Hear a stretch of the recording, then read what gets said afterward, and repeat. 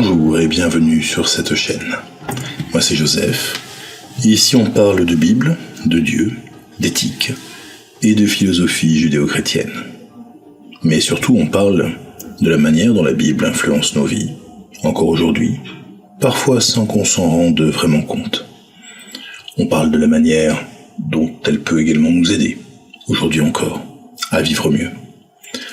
Qu'on le veuille ou non, ce texte continue de façonner notre monde intérieur, et c'est de tout cela dont on va parler ici, c'est tout cela que je vous propose d'explorer avec moi.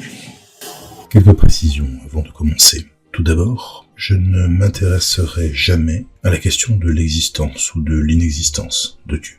Parce qu'en réalité, cette question, telle qu'on la pose souvent, n'a pas vraiment d'intérêt. L'existence de Dieu, selon le sens que l'on va donner au mot, est soit improuvable, soit absolue, inévitable et indéniable. Si l'on parle d'une existence physique, matérielle, semblable à la nôtre, alors non, elle ne peut pas être prouvée et franchement elle est très improbable. Dans ce cas, il ne reste que des convictions personnelles, or la conviction, par nature, c'est un sentiment, c'est pas une démonstration, et ça ne peut convaincre que ceux qui sont déjà convaincus.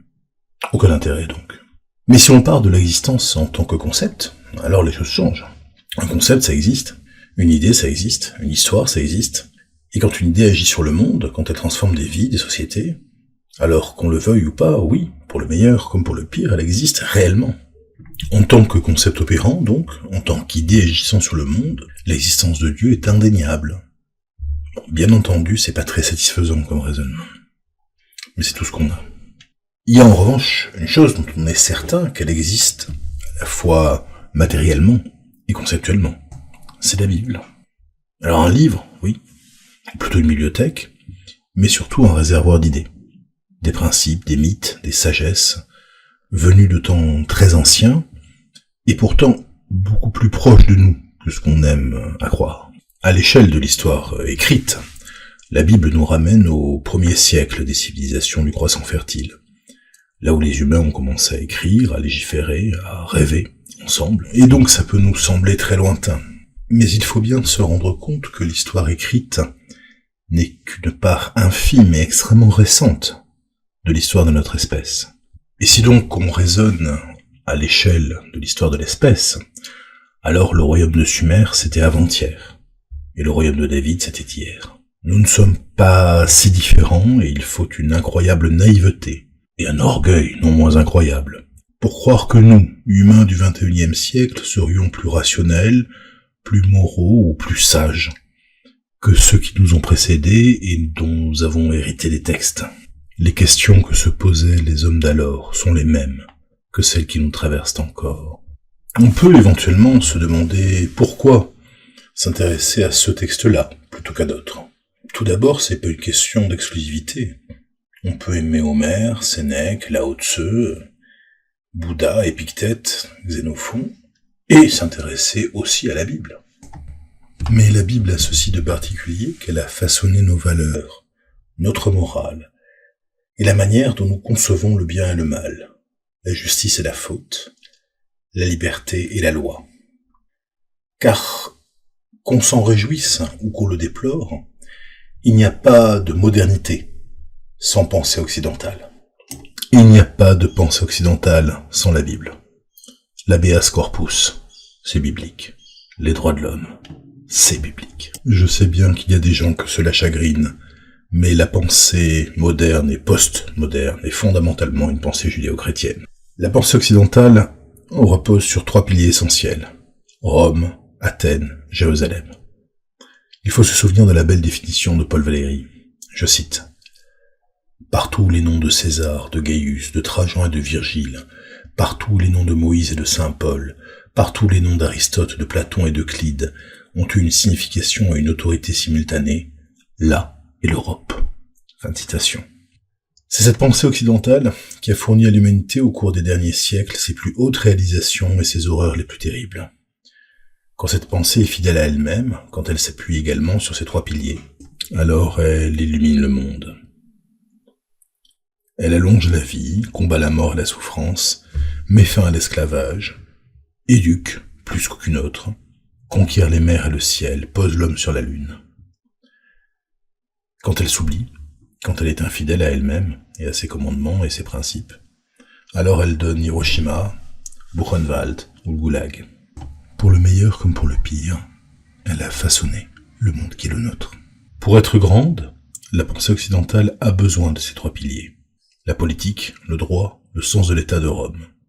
La pensée, la logique, l'art et le culte du beau d'Athènes. L'éthique, la foi, l'espérance et l'humanisme fondamental de Jérusalem. Nous vivons aujourd'hui une période de délitement dans laquelle le troisième pilier, le pilier éthique, est peu à peu abandonné. Soyons honnêtes, les deux autres sont également attaqués. Mais c'est, et de loin, le pilier Jérusalem qui subit le plus de dégâts ces temps-ci. Abandonné qu'il est au profit de l'individualisme, du tout à l'ego, de la recherche absolue du plaisir autocentré, sacrifié sur l'autel du choix personnel. Et c'est bien parce que ce pilier est vacillant qu'il est plus que jamais important de s'y intéresser à titre personnel, parce qu'il est un guide indispensable dans la vie de chacun, et de s'y intéresser en tant que société, car il nous a fait vivre et survivre au cours des 2 à 3 derniers millénaires. Il n'y a pas de raison de penser qu'il ne puisse pas servir encore. Quelques autres éléments qu'il me faut préciser. Comme indiqué précédemment, je m'appelle Joseph, j'ai une 40aine d'années, je suis juif et j'administre une synagogue libérale en France. Je suis officiant et je dirige régulièrement le culte, et prononce plusieurs fois par mois ce que l'on appelle une dracha, c'est-à-dire un commentaire de texte biblique, en parallèle du culte. Ça fait maintenant une bonne douzaine d'années que j'étudie sérieusement et presque quotidiennement la Bible. Pour autant, je ne suis pas rabbin, et je ne prétends pas l'être, et je ne prétends pas non plus vous fournir ici le point de vue juif sur la Bible. D'abord et avant tout parce que ce point de vue n'existe pas. Il y a autant de points de vue juifs que de juifs, tant il est vrai que la véritable constante dans le judaïsme, c'est celle de la discussion. À l'exception de Shema Israël Adonai Eloheinu Adonai Echad, affirmation radicale de l'unicité du divin, il n'y a que très peu de points dans le judaïsme qui ne soient pas ouverts au débat. Le point de vue que je vais vous présenter ici donc est avant tout le mien, qui se trouve être un point de vue à la fois juif, français et de culture occidentale. J'interviens régulièrement auprès de groupes et d'églises chrétiennes, catholiques comme protestantes, dans le cadre d'événements de dialogue interreligieux, et je suis convaincu qu'il existe une véritable unité judéo-chrétienne dans la Bible. Le christianisme n'est pas un accident de l'histoire du judaïsme, mais l'une de ses expressions, une de ses modalités, pourrait-on dire. Et ce n'est pas parce que cette modalité n'est pas la mienne qu'elle est forcément fausse ou invalide. Quand on lit les évangiles avec un regard juif d'ailleurs, on s'aperçoit bien que les critiques que Jésus adresse au temple, critiques du littéralisme, du culte vidé de son sens, sont non seulement fondées, mais légitimes. Des critiques d'ailleurs que beaucoup de juifs réformés partagent encore aujourd'hui. Alors effectivement, on n'est pas d'accord sur tout, on n'est pas d'accord sur la nature de Dieu, on n'est pas d'accord sur la figure de l'homme, sur la révélation, mais sur le plan qui est vraiment fondamental, c'est-à-dire le plan éthique, le plan moral, il y a une parenté profonde. Sur cette chaîne donc, je parlerai principalement de la Bible hébraïque. D'abord parce que c'est le texte que je maîtrise le mieux, mais aussi parce que c'est le creuset originel d'où sont sortis tous les monothéismes. Plus précisément, même si nous pourrons à l'occasion évoquer d'autres parties de la Bible, je parlerai de ce qu'on appelle la Torah, c'est-à-dire le Pentateuque, les 5 premiers livres. Genèse, Exode, Lévitique, Nombre, Deutéronome. Le socle fondateur sur lequel tout le reste s'est construit. C'est aussi une bonne manière de commencer le travail. Je ne sais pas exactement où cette entreprise va nous mener, mais je m'estimerai heureux si je parviens avec vous à achever une lecture commentée et approfondie de Bereshit, c'est-à-dire de la Genèse. Si nous parvenons à terme à achever ensemble la Torah, ce sera déjà très bien. On pourra envisager, en ce cas, d'autres projets en leur temps. La Bible donc, un livre qui n'est pas un simple livre, une compilation de voix, d'époques, de traditions, rédigé sur plusieurs siècles, révisé, enrichi, un palimpseste d'histoire, de sagesse et de mythes. La datation de la Bible est complexe. D'abord parce qu'il n'y a pas une Bible, il y a une constellation de livres, écrits par des auteurs multiples et sur plusieurs siècles. Certains textes remontent peut-être au XIe, XIIe siècle avant notre ère. D'autres ont été rédigés bien plus tard. Mais au fil des temps, des traditions encore plus anciennes se sont glissées là-dedans. Le récit de Noé, par exemple, comprend une réécriture du mythe mésopotamien d'Atrahasis, le super sage. La version du super sage dont on dispose aujourd'hui est une copie signée d'un certain Hippicaïa, un scribe, et datant du XVIIe siècle, avant notre ère, en Babylonie. Mais Hippicaïa lui-même est un apprenti scribe, et la tablette en question n'est sans doute qu'une copie de travail destinée à l'apprentissage, et basée sur un texte qui est déjà un classique à son époque. Et ainsi, on peut faire remonter le mythe du déluge à au moins l'époque de la 3e dynastie d'Ur, c'est-à-dire autour de 2000 avant notre ère. Ça commence à dater. Autre exemple, on trouve dans le livre de l'Ecclésiaste, dans la Bible, qu'on appelle Qoéleth en hébreu, et qui est daté du 3e siècle avant notre ère, des citations mot pour mot de l'épopée de Gilgamesh, qui date d'au moins 1500 ans plus tôt. Et certaines histoires de la Torah, comme celle par exemple de Jacob, Rachel et Léa, sont sans doute des allégories agricoles, des contes de domestication, l'homme, le berger, la brebis. Et ça nous ramène au néolithique. Tout cela nous montre donc que la Bible est tissée de couches successives de sens, des siècles de réflexion sur ce qu'est l'être humain. Des voix anciennes qui, de siècle en siècle, ont cherché à répondre à une même question. Comment vivre en humain parmi les humains? Comment rendre le monde habitable? Et tout cela, c'est notre héritage. Un autre point qu'il me faut mettre à plat dès maintenant. Les événements relatés par la Bible n'ont pour la plupart pas eu lieu. Moïse, Abraham, Salomon n'ont sans doute jamais existé. Mais Édipe non plus. Et pourtant son histoire parle, encore aujourd'hui. De la même manière, Jacob, qui plus tard change son nom en Israël, est une figure de fiction. Et pourtant nous sommes des millions aujourd'hui à nous dire Bnei Israël, les enfants d'Israël. Pas parce que nous en sommes les descendants biologiques, mais parce que nous sommes les héritiers spirituels, intellectuels, de ce récit. Alors effectivement, la Bible n'est pas un livre d'histoire, et ce n'est pas grave, parce que ce qui compte, ce ne sont pas toujours les faits, mais les vérités humaines que les contes véhiculent. L'humanité n'est pas faite d'exactitude, elle est faite de récits. Et ce que j'aime à dire, c'est que la Bible est à la fois inexacte et vraie. Inexacte quant aux détails des faits qu'elle rapporte, vraie quant à la profondeur humaine qu'elle représente dans ses récits. C'est toute la force du mythe. Un événement historique oublié disparaît. C'est comme s'il n'avait jamais eu lieu. Mais un récit, même fictionnel, qui est transmis, répété, interprété, va devenir plus vrai que le vrai. Il y a par exemple aujourd'hui des gens qui tiennent pour l'hypothèse mythiste, c'est-à-dire qui pensent que Jésus n'a pas existé.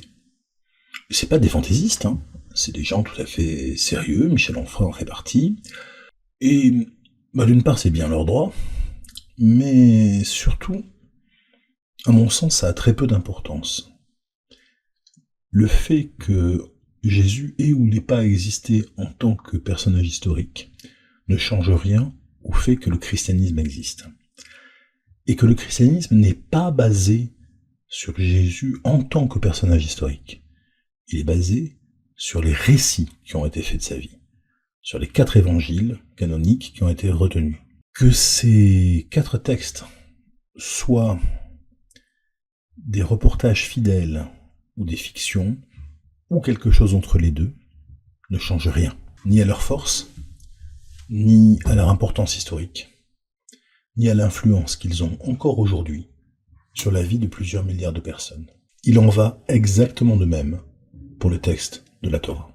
Et à ce propos, il me semble utile de préciser un fait important. Je suis religieux et pratiquant, Et le fait que la Bible ne soit pas un document historique ne change rien pour moi. Parce qu'on peut lire la Bible sans la prendre au pied de la lettre. On peut comprendre que le merveilleux, le miraculeux, le mythologique, ce sont les éléments d'un vocabulaire littéraire particulier. Le fait que ces récits soient mythologiques ne veut pas dire que les réalités humaines qu'ils présentent sont fausses. On peut prendre un exemple plus explicite et proche de chacun. Le petit chaperon rouge est un conte qui explique aux petites filles qu'il ne faut pas rentrer dans le lit des adultes, parce que parfois on peut y trouver des prédateurs. Le fait que le personnage du petit chaperon rouge n'a pas de licence historique n'enlève rien à la validité du message. Et ceux qui vous disent que le petit chaperon rouge est une histoire désuète et sans valeur pour les enfants, disons qu'il y a de fortes chances pour qu'il soit du côté du loup. On peut donc tout à fait pratiquer sans croire naïvement. La pratique, c'est avant tout l'observation de rituels. Et le rituel a une puissance propre. La prière a une force en soi. C'est une méditation active, seule ou en groupe. Un moment où on oriente sa pensée et où on s'accorde à une dimension plus vaste que soi. Et cela a de la valeur, qu'il y ait ou pas une divinité pour nous entendre. Quelques mots de méthodologie avant de terminer.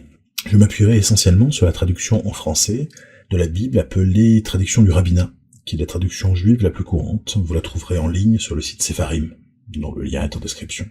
Je ferai à l'occasion référence à la traduction Chouraki et parfois à d'autres, notamment la traduction Louis II, la Bible de Jérusalem ou encore la traduction œcuménique de la Bible. Je ferai aussi référence au Midrash, qui est un recueil de commentaires juifs classiques sur la Bible. Je ferai plusieurs fois référence à la version en hébreu du texte, mais il n'est pas nécessaire d'être hébraïsant pour suivre. Dans la description de chaque épisode, j'indiquerai les passages de la Bible qui sont concernés par l'étude du jour. Si vous avez envie, avant de commencer l'écoute de ces épisodes, de vous faire une culture quant à l'histoire de la Bible, je vous recommande vivement les cours de Thomas Römer au Collège de France. Toujours au Collège de France, je vous conseille également les cours de Dominique Charpin, consacrés à la civilisation mésopotamienne, qui vous permettront de mieux comprendre le contexte historique et culturel de rédaction de nombreux textes de la Bible hébraïque. Enfin, si vous souhaitez vous faire une culture sur le judaïsme avant de commencer, je vous conseille très vivement les cours également disponibles sur YouTube gratuitement du rabbin Yann Boissière et intitulés Les fondamentaux du judaïsme. Voilà, ces bases étant posées, je propose qu'on commence ensemble l'étude de la Bible, rien que ça, de son héritage moral, politique, spirituel, et surtout de ce qu'elle peut encore nous apprendre aujourd'hui. Comment peut-elle nous aider à mieux vivre? Comment la comprendre, la questionner, la mettre en pratique? Quelles pistes de réflexion elle nous offre et nous ouvre? C'est un chemin d'étude, c'est aussi un chemin d'expérience. Et une des meilleures manières de vivre ce chemin, c'est d'en parler, ensemble, de le partager, de le transmettre. Alors si ce voyage vous intéresse, si vous pensez vous aussi qu'il y a quelque chose à apprendre de nos ancêtres, bienvenue à bord. On va explorer tout cela, pas à pas. Et peut-être en chemin trouvera-t-on un peu de sagesse, on peut toujours l'espérer, ou au moins un peu de paix. À minima, on trouvera quelques questionnements intéressants, et ce sera déjà pas si mal. À très bientôt.